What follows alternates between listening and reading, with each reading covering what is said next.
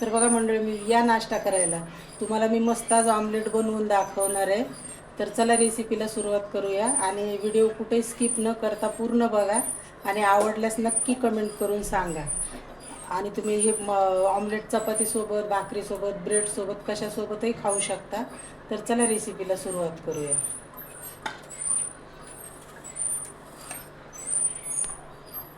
नमस्कार मंडळी. तर बघा इथं मी कांदा, हा मोठा होता कांदा म्हणून अर्धा बारीक चिरून घेतला आहे. आणि टमाटे ते पण अर्ध घेतले, बारीक चिरून घेतले. मिरची पण अशी एकदम छोटे छोटे तुकडे केले त्याचे. आणि थोडीशी कोथिंबीर आहे. एक चीज, हे चीजचं एक हे होतं ट्यूब ते घेतलेलं आहे. आणि 2 अंडे आहेत. चवीप्रमाणे मीठ आणि ही काळी मिरी एक जाडसर कुटून घेतलेली. तर आता हे एका कटोरीमध्ये हे सगळं काढून घेते.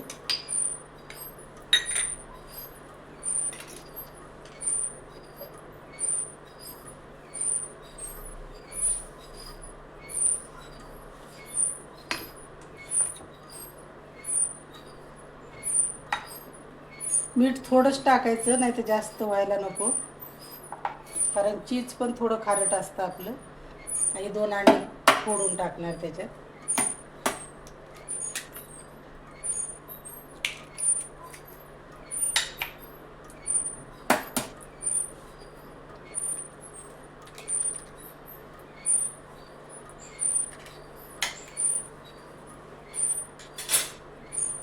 आणि चीज आहे हे खिसणीने खिसून टाकायचं. ही चीज टाकल्यामुळे याला चव खूप छान येते. तर तुम्ही एकदा नक्की करून बघा आणि मला कमेंटमध्ये सांगा जर तुम्हाला आवडली तर.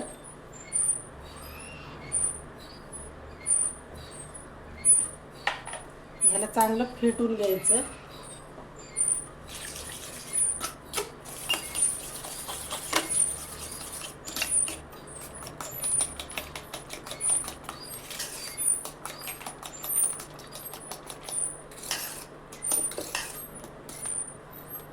हे चांगलं मिनिटभर फेटायचं असं.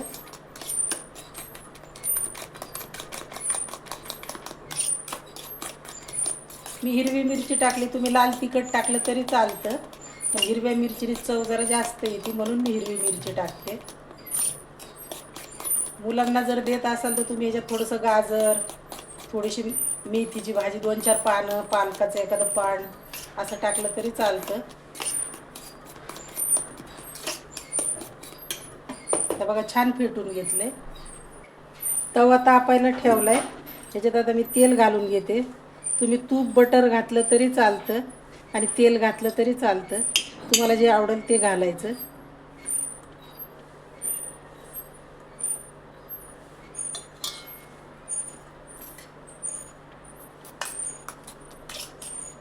तवा तापलाय. तवा आधीच मी तापायला ठेवला होता.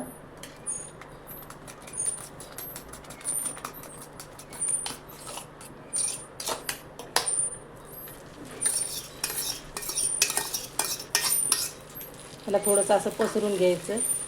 हे फेटून घेतल्यामुळे छान फुगती ही पोळी ऑमलेट.